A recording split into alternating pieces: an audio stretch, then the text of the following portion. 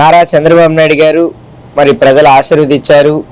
మరి ఆయన పరిపాలన సాగించాలి తప్పితే ఇలా వైఎస్ఆర్ కాంగ్రెస్ పార్టీ నాయకుల మీద, కార్యకర్తల మీద, సానుభూతి పరుల మీద, అభిమానుల మీద దాడులు చేయటం ఏమాత్రం ఇది న్యాయంగా లేదు.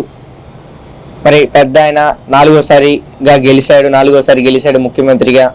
మరి ఏదైతే ఆయన ఈ సూపర్ 6, సూపర్ 7 అనే హామీలు ఇచ్చాడో అవి అమలు చేయాలి తప్పితే అవి అమలు చేయకుండా వైఎస్ఆర్ కాంగ్రెస్ పార్టీ నాయకుల మీద, కార్యకర్తల మీద దాడులు చేయటం, అలాగనే జగన్మోహన్ రెడ్డి గారికి కనీసం ప్రతిపక్ష హోదా, రాజ్యాంగబద్ధంగా ప్రతిపక్ష హోదా ఇవ్వాలని రాజ్యాంగంలో ఉందంట, అయినప్పటికీ కూడా ఇవ్వలేదు. అయినా కానీ అవన్నీ పట్టించుకోకుండా జగన్మోహన్ రెడ్డి గారు ఏదైతే ఆంధ్ర రాష్ట్రంలో హింసాత్మక సంఘటనలు గతంలో 2014లో కూడా చంద్రబాబు నాయుడు గారు గెలిచారు, కానీ ఇలాంటివి జరగలేదు. కానీ ఇప్పుడు 2029లో చంద్రబాబు నాయుడు గారు 4వ తడవ గెలిచాడు. ఇలాంటి జరగటం అసలు విచిత్రంగా ఉంది. ఆస్తులు ధ్వంసం చేయటం, ఇళ్లలోకి వెళ్ళి కొట్టడం, అసలు వైఎస్ఆర్ కాంగ్రెస్ పార్టీ కేవలం ఓటేశాడని, ఎలక్షన్ ప్రచారాల్లో తిరిగారని వాళ్ళ మీద దాడులు చేయటం అనేది ఏమాత్రం కూడా న్యాయం కాదు. ఖచ్చితంగా జగన్మోహన్ రెడ్డి గారు మళ్ళీ ఓదార్పు యాత్ర లాంటివి చేపడతాడు, కార్యకర్తలకు అండగా ఉంటాడు. ఏదైతే ఈ తెలుగుదేశం పార్టీ ప్రభుత్వం తమ హామీలు నెరవేర్చి మేము ఇది చేసాం మా వ్యాయామంలో అని చెప్పుకునేదాలా హామీలు నెరవేర్చాలి, రాష్ట్రాన్ని అభివృద్ధి చేయాలి తప్పితే ఇలా వైఎస్ఆర్ కాంగ్రెస్ పార్టీ నాయకుల మీద, కార్యకర్తల మీద, సానుభూతి పరుల మీద, అభిమానుల మీద దాడులు చేయడం అనేది ఇది కరెక్ట్ కాదు. ఈ సంస్కృతి బీహార్ సంస్కృతి అని తేటం జరుగుతుంది. ఏదైతే సూపర్ 6 హామీలు నెరవేర్చకుండా కేవలం ఇలా దాడులు చేస్తే ప్రజలు, ఇటు వైఎస్ఆర్ కాంగ్రెస్ పార్టీ ఎమ్మెల్యేలు, ఎమ్మెల్సీలు నోరెత్తకుండా పడుంటారనే ఉద్దేశంతో ఈ కూటమి ప్రభుత్వం ఇలా దాడులు చేస్తుంది.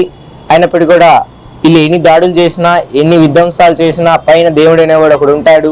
ఖచ్చితంగా కూడా 2029లో మళ్ళీ ఏదైతే ఇప్పుడు ఎలాగైతే ప్రజలు తీర్పిచ్చారో అప్పుడు అలా వైఎస్ జగన్మోహన్ రెడ్డి గారికి తీర్పిస్తారు. అప్పుడు పరిస్థితి ఎలా ఉంటుంది ఆలోచించుకోవాల్సిన అవసరం ఉంది తెలుగుదేశం పార్టీ వాళ్ళు. ఎందుకంటే కార్యకర్తలు అందరూ ఆయుబాయిగా ఉండాలి అంతే తప్పితే, కాకపోతే మమ్మల్ని చూసి నవ్వుకోవడం అనేది సహజంగా జరుగుతుంది. అంతే తప్పితే నవ్వుతో ఎక్కిరిందో సంతోషించాలి తప్పితే ఇలా మాపై దాడులు చేయటం, వైఎస్ఆర్ కాంగ్రెస్ పార్టీ నాయకుల మీద, కార్యకర్తల మీద దాడులు చేసి ఆస్తులను ధ్వంసం చేసి ఇలా మొన్న అసెంబ్లీ ముందు జగన్మోహన్ రెడ్డి గారు అలాగే 10 మంది ఎమ్మెల్యేలు, ఎమ్మెల్సీలు అందరూ కూడా ఈ దాడులపై గాంధీ గారి అడుగుజాడలో హింసగా ర్యాలీ చేస్తుంటే సిఐ మధుసూదన్ రావు గారు అడ్డుకోవడం కూడా జరిగింది. మరి పయా వెంకటేశ్వర గారు చెప్పారో లేదో అడ్డుకోమని, ఆయనైతే అలా అడ్డుకోవడం జరిగింది. ఏదైతే ఒక ప్రోటోకాల్ లేదు. ఒక మాజీ ముఖ్యమంత్రి ఏ స్థాయిలో అడ్డుకోవాలో, ఏ స్థాయిలో అడ్డుకోకూడదు, అతను ఏదైతే ఆ రోజు గవర్నర్ ప్రసంగం కాబట్టి ఎమ్మెల్సీలు కూడా అసెంబ్లీలోకి రావచ్చంట. కాబట్టి ఎమ్మెల్సీలు, ఎమ్మెల్యేలు వీళ్ళందరూ కలిసి, ఎందుకంటే ఎమ్మెల్యేల సంఖ్యాబలం తక్కువగా ఉంది కాబట్టి ఎమ్మెల్సీలను కూడా తీసుకొని ధర్నాకు వస్తున్నాయి. వాళ్ళని అడ్డుకొని వాళ్ళ చేతిలో ఉన్న పాంప్లెట్లు లాక్కొని సించి వాళ్ళని నెట్టాడు. తాడిపల్లి చంద్రశేఖర్ గారిని, ఎర్రగొండపాలెం ఎమ్మెల్యే గారిని కూడా నెట్టిన పరిస్థితి సిఐ మధుసూదన్ రావు గారు. ఇలా చేయటం, ఈ దాడులు అనేది ఖచ్చితంగా మళ్ళీ వైఎస్ఆర్ కాంగ్రెస్ పార్టీ ప్రభుత్వం వస్తే మళ్ళీ ఇలాగనే దాడులు చేస్తే, ఇలా దాడులు చేసుకుంటూ పోతే అటు వాళ్ళ కార్యకర్తలు ఉండరు, ఇటు మా కార్యకర్తలు ఉండరు.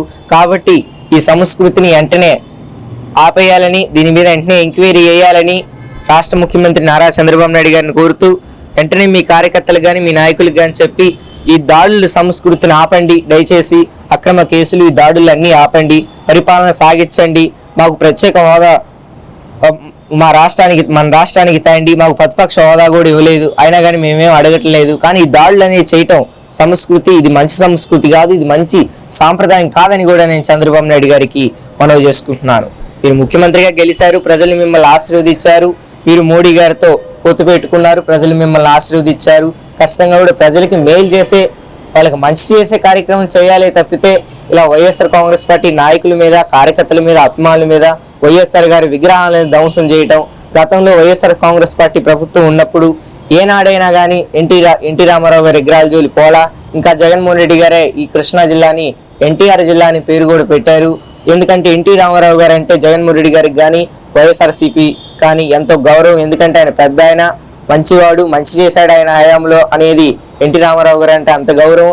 అంతేగాని ఏ రోజు కూడా ఎన్టీ రామారావు విగ్రహాలు రోడ్లకు అడ్డంగా ఉన్నప్పటికి కూడా పక్కన నుంచి రోడ్లు వేసారు తప్పితే ఎన్టీ రామారావు విగ్రహం తీసేయలేదు. ఎందుకంటే ఎన్టీ రామారావు గారు అంత గౌరవం మాకు.